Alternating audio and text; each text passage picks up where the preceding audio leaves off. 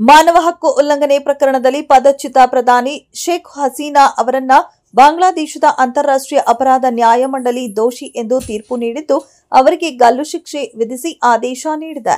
ಬಾಂಗ್ಲಾದೇಶದ ಅಂತಾರಾಷ್ಟ್ರೀಯ ಅಪರಾಧ ನ್ಯಾಯಮಂಡಳಿಯ ತ್ರಿಸದಸ್ಯ ನ್ಯಾಯಪೀಠವು ಶೇಖ್ ಹಸೀನಾ ಅವರ ಮೇಲಿರುವ ಆರೋಪ ಸಾಬೀತಾಗಿದೆ ಎಂದು ಪ್ರಕಟಿಸಿದ್ದು, ಶೇಖ್ ಹಸೀನಾ ಮಾನವ ಹಕ್ಕುಗಳ ಅಪರಾಧ ಎಸಗಿದ್ದಾರೆ. ಇದು ಗರಿಷ್ಠ ಶಿಕ್ಷೆಗೆ ಅರ್ಹವಾಗಿರುವ ಪ್ರಕರಣ ಎಂದು ತೀರ್ಪಿನಲ್ಲಿ ಉಲ್ಲೇಖಿಸಿದೆ. ಬೆಂಗಳೂರಿಗೆ 46 ಕಸ ಗುಡಿಸುವ ಯಂತ್ರಗಳನ್ನು ಬಾಡಿಗೆಗೆ ನೀಡುವ 613 ಕೋಟಿ ರೂಪಾಯಿ ಯೋಜನೆಗೆ ಸಚಿವ ಸಂಪುಟ ಅನುಮೋದನೆ ನೀಡಿದೆ. ಆದರೆ ಈ ವಿಚಾರವಾಗಿ ಬಿಜೆಪಿ ಹಾಗೂ ಜೆಡಿಎಸ್ ಪಕ್ಷಗಳು ಗಂಭೀರ ಆರೋಪ ಮಾಡಿವೆ. ಕಸ ಗುಡಿಸುವ ಯಂತ್ರಗಳ ಹೆಸರಿನಲ್ಲಿ ಕನ್ನಡಿಗರ ತೆರಿಗೆ ಹಣವನ್ನ ಕಾಂಗ್ರೆಸ್ ಕ್ಲೀನ್ ಸ್ವೀಪ್ ಮಾಡುತ್ತಿದೆ ಎಂದು ಆರೋಪಿಸಿವೆ. ಕಾಂಗ್ರೆಸ್ ಸರ್ಕಾರ ಬಂದಾಗಿನಿಂದ ದಿನಕ್ಕೊಂದು ಲೂಟಿ ನಡೆಯುತ್ತಲೇ ಇದೆ. ಅದೇ ಪಟ್ಟಿಗೆ ಇದೀಗ ಕಸ ಗುಡಿಸುವ ಮಷೀನ್ಗೂ ಸೇರಿದೆ ಎಂದು ಬಿಜೆಪಿ ಆರೋಪ ಹೊರಿಸಿದೆ.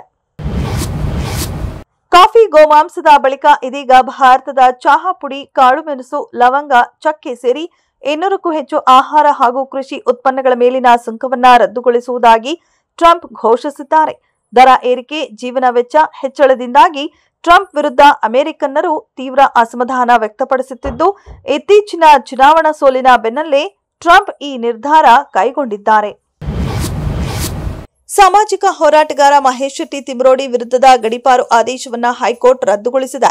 ದಕ್ಷಿಣ ಕನ್ನಡ ಜಿಲ್ಲೆಯಿಂದ ರಾಯಚೂರಿನ ಮಾನ್ವಿಗೆ ಗಡೀಪಾರು ಆದೇಶ ಪ್ರಶ್ನಿಸಿ ಮಹೇಶ್ ಶೆಟ್ಟಿ ತಿಮ್ರೋಡಿ ಸಲ್ಲಿಸಿದ್ದ ಅರ್ಜಿಯನ್ನ ಕರ್ನಾಟಕ ಹೈಕೋರ್ಟ್ ಪುರಸ್ಕರಿಸಿದ್ದು, ಗಡೀಪಾರು ಆದೇಶವನ್ನ ರದ್ದು ಮಾಡಿ ಆದೇಶ ಹೊರಡಿಸಿದೆ. ಅಲ್ಲದೆ ಸೂಕ್ತ ಕಾರಣ ಸೆಕ್ಷನ್ಗಳೊಂದಿಗೆ ಹೊಸದಾಗಿ ವಿಚಾರಣೆ ನಡೆಸಿ 15 ದಿನಗಳಲ್ಲಿ ಆದೇಶ ನೀಡಲು ದಕ್ಷಿಣ ಕನ್ನಡ ಜಿಲ್ಲೆ ಪುತ್ತೂರು ಉಪವಿಭಾಗಾಧಿಕಾರಿಗೆ ಸೂಚನೆ ನೀಡಿದೆ.